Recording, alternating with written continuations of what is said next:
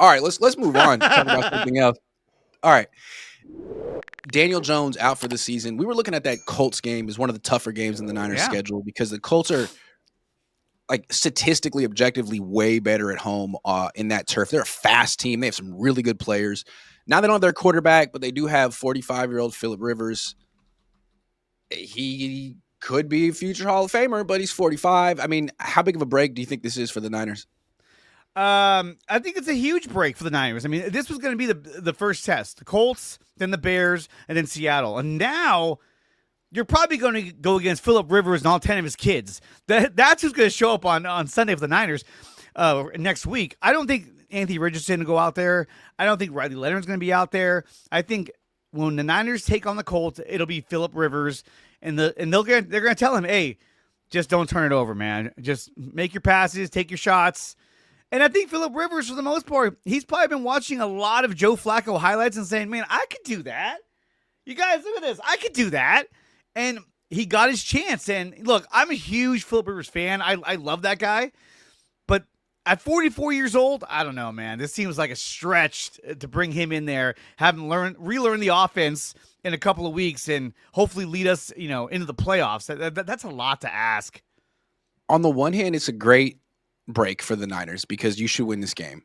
44-year-old guys haven't played in 5 years. What are the expectations? And if you do win, this is a game you expected to lose, then now you're going to win. Maybe this helps the Niners avoid going to Green Bay in the first round of the playoffs or facing the Rams in the first round of the playoffs. Maybe this gives them Carolina or something or something like that. So that's good. But the other thing is, like, it's so house money for the Colts, right? Like, they're not expected to win. And if somehow the Niners lose to Phillip Rivers, what does that do to their psyche, man? You lost to Phillip Rivers. If we lose How? to the Colts and Phillip Rivers, then I feel like the Niners are just like the Bears, where you're like, they're the number 1 seed, and we all knew that's not going to last, and now they're number 7 seed. But as of now, if the playoffs started today, the Niners would take on the Eagles in Philadelphia. Now, let me ask you, Grant, if the Niners took on Philly right now, would they beat them? With how bad the Eagles offense has been playing.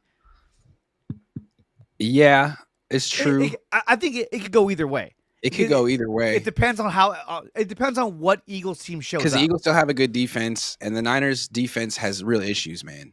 Real issues. Like, they did well against Shador. I mean, I think the wind helped. Like, they did well against Bryce Young, but Bryce Young is pretty bad on the road and pretty good at home. I mean, they struggled against Jacoby Brissett.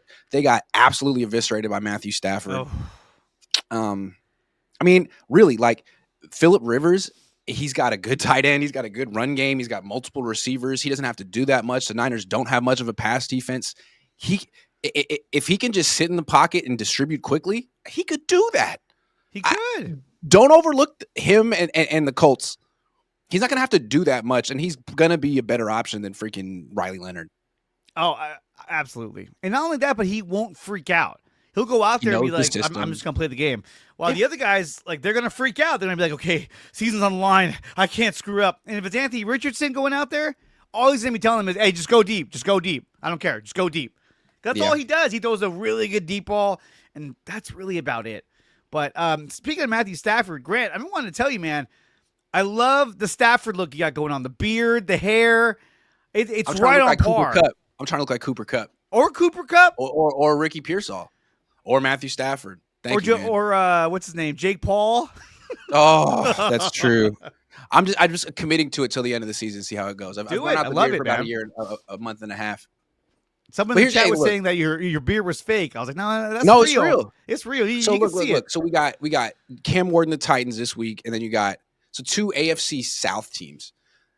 The games matter, but starting week 17, it's just NFC North playoff team after NFC North playoff team, and then the playoffs start. So the next 2 weeks are interesting tests, but ultimately, like, it gets real when they face the Bears at home.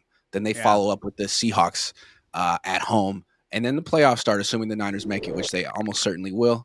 So don't mess up. Don't mess up the next 2 weeks.